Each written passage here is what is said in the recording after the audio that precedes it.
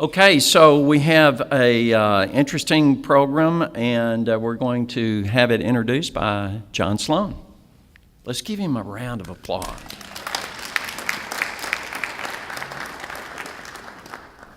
Thank you. I don't know why I enjoyed more than one clap, but appreciate that. It's my honor to introduce Jonesboro native and Peace Corps volunteer John Daniel McKiever. I know from my own experience as a Peace Corps volunteer, he's going to have some interesting stories to tell us.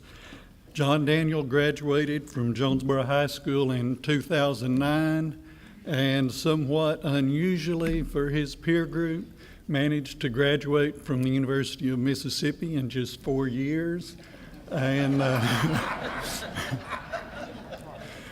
in that 4 years, he not only earned a major in public policy, but 2 minors, one in business administration and the second in environmental studies. He wasn't just hitting the books all the time while he was there either. During his time there, he was president for Habitat of Humanity, vice president for Lambda Sigma Honor Society, secretary of the student body, and senior class president.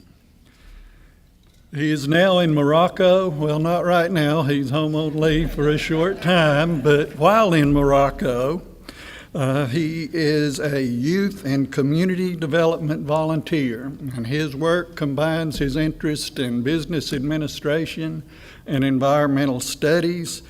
He is doing community outreach and needs assessment for a variety of community development projects focusing on education and youth development, health, environment, and business.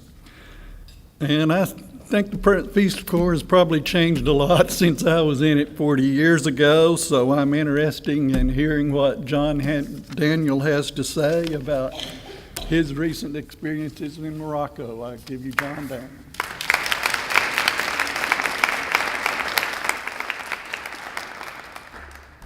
Assalamu alaikum. Kif darin? That is Moroccan Arabic for peace be upon you and how are you? Thank you so much for that introduction. As you may know, my name is John Daniel. And before I go any further, I would like to apologize for my attire. I know I'm not business casual, but this is actually, I'm about to walk over here and show you, a typical shirt and pants that you might see in Morocco. I'm gonna show here. So it kind of looks like Aladdin. And also, I have something written here on my arm. It's kind of fading. It is actually henna. I'm sure back from there it just looks like scribbles, but it is in Arabic. It says, Allah yasalak al-akhir, which means, may God grant you safe travels. That was actually from my host family before I came here. They were devastated that I was leaving, but because they thought that I was coming back permanently. But I'm only here for a week in order to speak with y'all and speak with a couple of other groups and to spend some good quality time with family. So let's begin. Yep. Do I? I don't see it. Oh, appreciate it. Bottom one advances it. Okay, thanks. All right, so let's start off with what is Peace Corps? Some of you might have heard something about it. Some others might know quite a bit about Peace Corps, but the basic goal of Peace Corps is to promote world peace and friendship by fulfilling these 3 goals. So 1, I'm just going to read this right off here pretty quickly. To help the people of interested countries in meeting their need for trained men and women. So the way Peace Corps works is we don't just create a program and go to a different country. What has to happen is the foreign government has to send a formal request to the US government, and they have to request, let's say there is a big issue at hand. So in the context of Morocco, they were having a big proportion of their youth unemployed, and they were having trouble figuring out what is the best solution in order to meet the gap or the disparity between the youth and jobs. So there's been a long relationship between Morocco and the US, but as of now with Peace Corps Morocco, the majority of volunteers, or actually all of the volunteers, serving in Morocco or youth development volunteers. And so our job is to help meet this need that the Moroccan government has sent a request for to the U.S. government in order to try and help that the issue of unemployed youth in Morocco.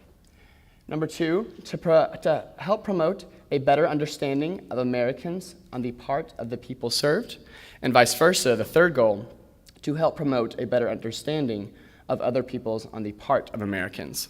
And basically, that is cultural exchange. I know it might sound pretty simple, but a huge part of my job is simply being an American in my sight. A lot of these people within Morocco have never met people from outside of Morocco. So just my presence and other Americans' presence within my community and other rural sites within Morocco is kind of a big deal. A big deal for them. A lot of times there's misperceptions. Some people have even asked if I'm with the CIA or government. I was like, no. So, yeah, let's move on. So just some quick stats about Peace Corps. You might see it on your tables. There are some sheets that is front and back, and it's a fact sheet about, more specifically, what is Peace Corps in depth, some statistics about where Peace Corps is at as an entity, and the different sectors that Peace Corps works at and the countries. So, Peace Corps started on March 1st in 1961 by President John F. Kennedy. He actually started it by giving a presentation at the University of Michigan, and during his speech, he was talking about the need for Americans to get out of the country and to be more of ambassadors throughout the world, and to get cultural exchange, and to learn perspectives from people outside of America, and while helping them meet their needs in their own countries. All right. So Peace Corps is currently serving in 64 countries. I will show you a map here in a little bit, but so what happens is when a country sends a request for Peace Corps volunteers, Peace Corps will be there until the needs that we are addressing are met. So, and Peace Corps has been active for well over 50 years. So that being said, there have been some countries that have closed out because the issue, that Peace Corps volunteers are trying to, serve, those issues and needs have been met. All right, there are currently 6,818 volunteers serving within the 64 countries, and the duration of service is 27 months or 2 years and 3 months. That is 3 months for training. With our training, we learn specifically our jobs, what we'll be doing, how to do it, and the biggest part is intensive language training. And then after that, we will move to our permanent site, where we will live for 2 years before we come back home. All right, and this is just a map of, a world map, and the yellow countries are countries where Peace Corps volunteers are currently serving, and the blue shaded countries are countries where Peace Corps has worked in the past but are no longer serving. So I'll just give you a quick minute to look at that.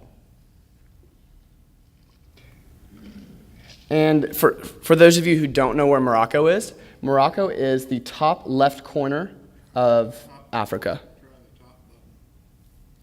Top button. Oh, nice. There it is. Okay. It's just south of Spain. All right. And so I'm just going to talk just a little bit about the training. So as I said, the first 3 months are intensive trainings. And it's called PST. What does that? I forgot what that means. Oh, well. I'm sorry. But anyway, so what happens is when I went to Morocco, there was a group of about 100 volunteers. Our group has now decreased for various reasons. But for the first 3 months, we are put into groups of 5. From there, we are then sent to a different community site with a teacher. And what we do is have intensive training from 8 a.m. till 6 p.m. every day for 3 months. And our training groups kind of become our family. It's the people that we joke with and get to meet. And it's also crazy how we're all Americans, but there is so much diversity within America.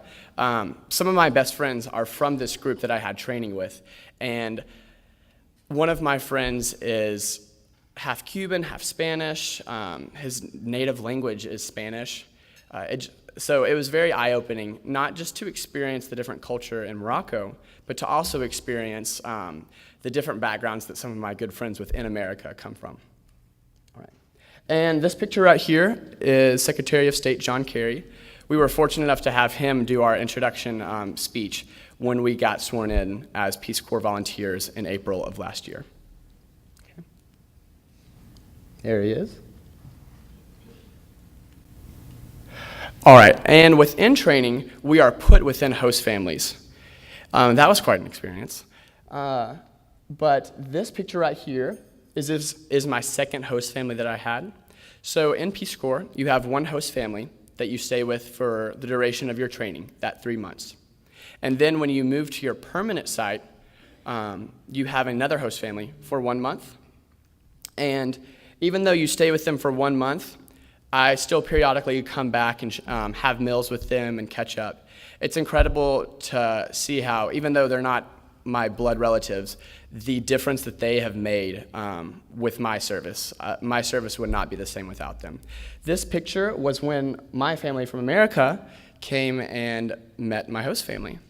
What was kind of funny is, I think I have this pointer. So that's my brother Jay, and then that is my brother Amin.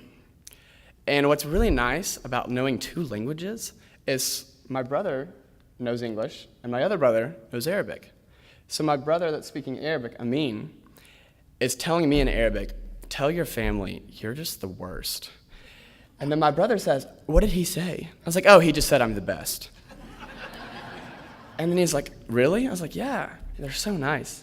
And then he's like, and he kind of looked confused because he can't understand what Jay is saying, but he's like, "They're laughing at that?" And I was like, "I know, you're really funny." So, anyway, let me move on. All right, and now let's get more specifically to Peace Corps Morocco and youth and community development. So, within Peace Corps, you will find on the fact sheet there are 6 different sectors, and I am YD, which now is starting to increase, but when I joined youth and community development, it was actually the smallest sector with 3%. Now I think it totals 9%. Anyway, so within Peace Corps and youth and community development, the nice thing is I work at a Dar Shabab, which in Arabic means the youth house, which would probably be the equivalent of a YMCA here in America. And my job is that I work at this youth center and teach after-school programs for youth. So part of my job is to teach youth various programs where I assess the needs of the community and I determine what I think would be best for them. Currently, I am teaching a lot of English classes. I am teaching English for communication, especially in the working world and in Morocco. International relations and international jobs are kind of critical for opening them up to the world market and the potential for international jobs. So I am teaching that. I am also teaching very technical English. It's amazing to see they have a testing system called the baccalaureate based on the old French system where students have to pass this.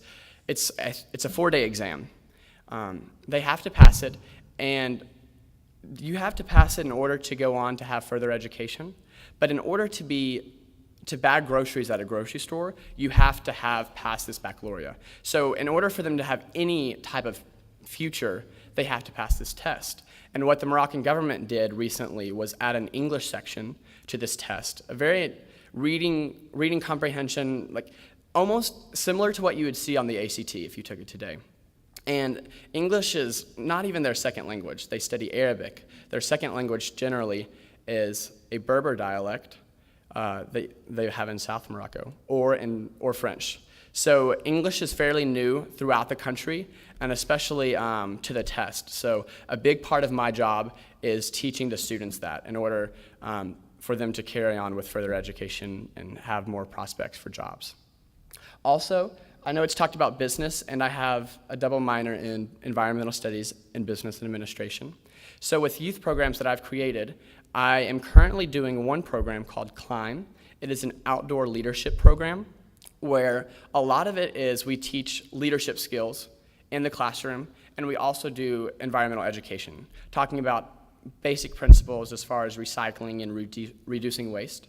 And then what's really nice is after learning a lot of lessons in the classroom, we practice those on the mountaintops where we go backpacking. Our goal is to hike Mount Toubkal at the end of this program, which is the tallest mountain in North Africa. And all of these youth have never had the opportunity to have a vacation, let alone leave their site.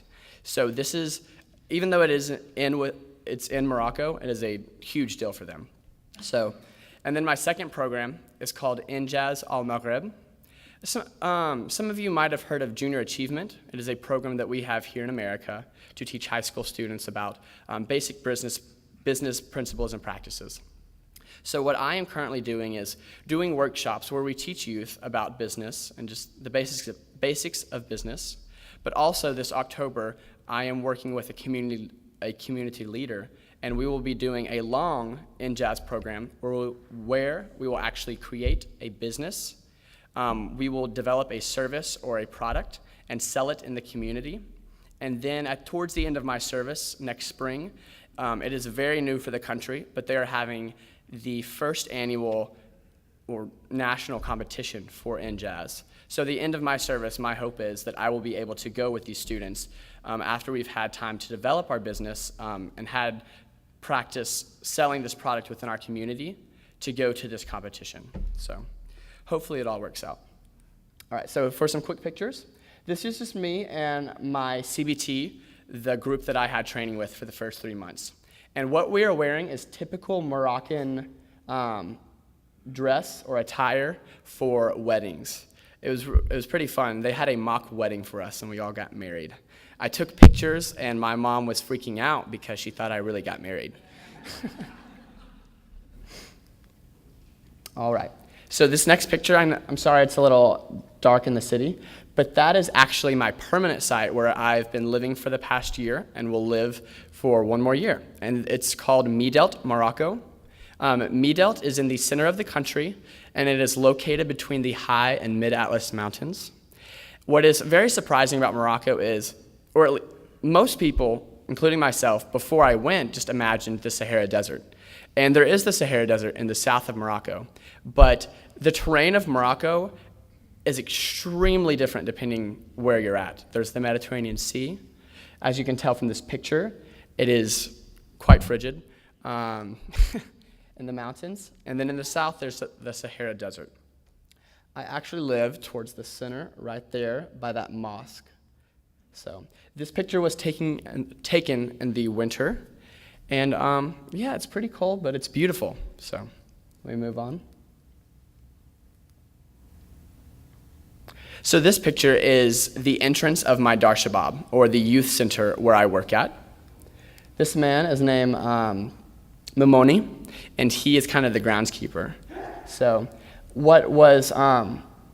so this picture was taken last year. My Dar Shabab was actually closed for 3 months for renovations, and this was the opening day. And it was just pretty nice to be able to be back at work and start classes. So this picture is just kind of a candid photo of the youth within my site, and maybe you can get a little bit of a glimpse of what life might be like in Morocco. These are some youth. They've been in my Dar Shabab. They're around 7 to 10 years old, and they're riding their mule or their donkey into the city in order to help their parents get fruits and vegetables for the week. So here's a picture of last summer with me with some youth. We had one of our community's first camps. They're all wearing matching t-shirts that they were thrilled about. And it was a healthy lifestyles camp in order just to get them active and play sports and work on basic life skills.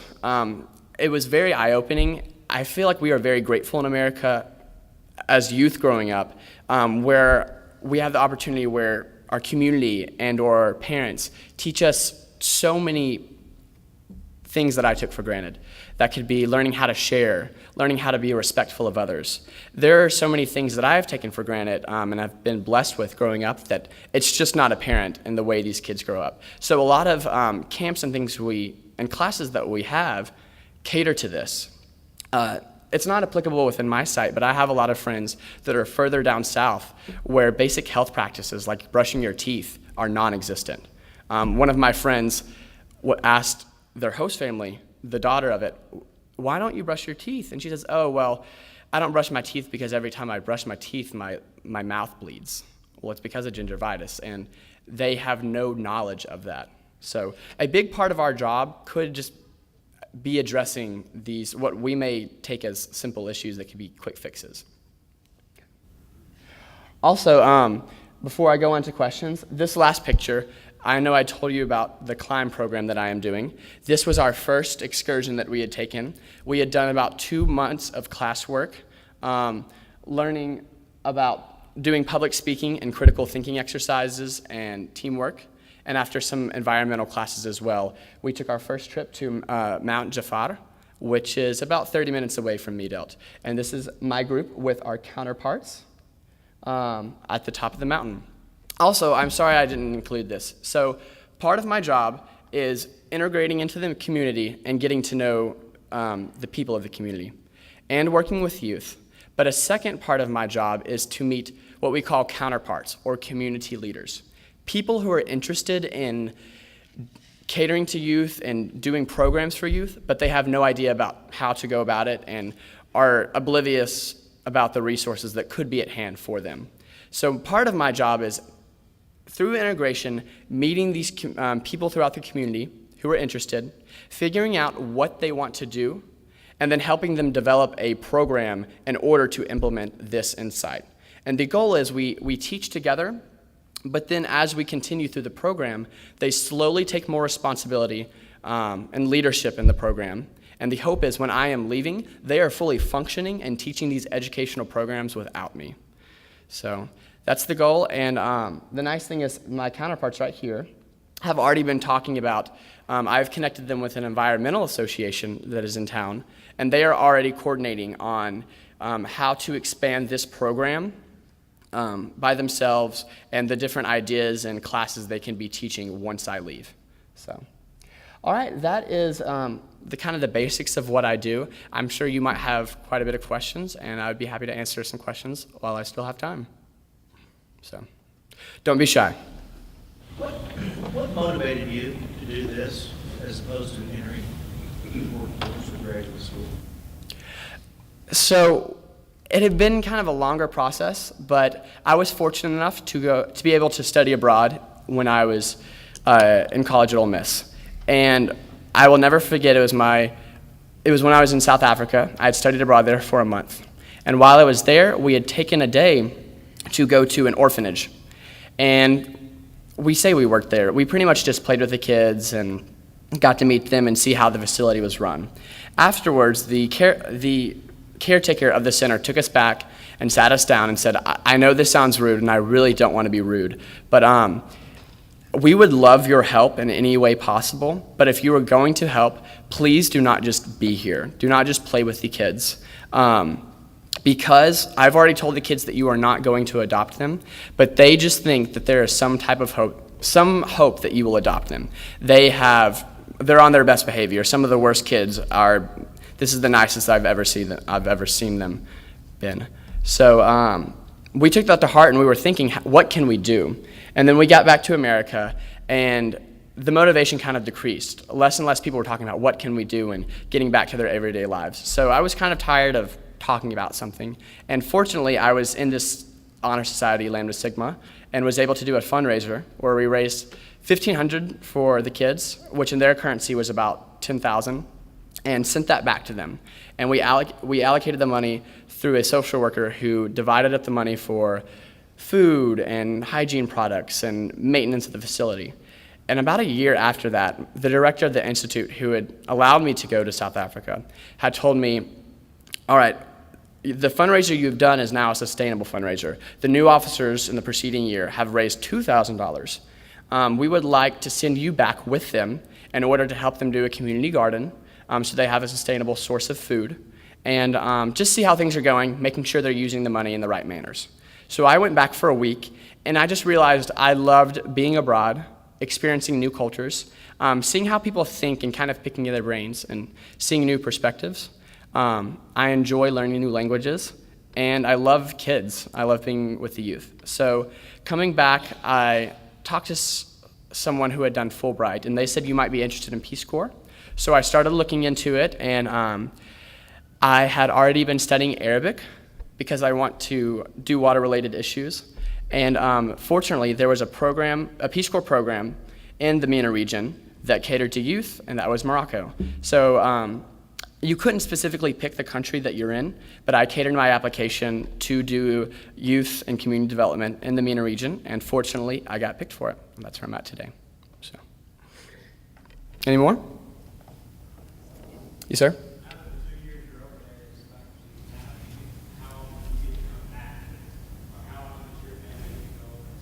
Okay, so the question was, out of the 2 years that I am away, how much time do I get to go back? Or how much can family visit me? I have 28 days of vacation throughout the tenure of my service, and my family can come visit me at any time. It is quite expensive to come there. Generally, as long as I am within the 28 days of vacation, I can do whatever I want with those days. This is my first trip to America, but just due to finances, I think this will be my only time because I have one more year. And then, yeah, we'll see what goes from there. But it's 28 days. Thank you for the question. All right, I think that's about all the time I have, so thank you so much for allowing me to speak, and y'all have a great day.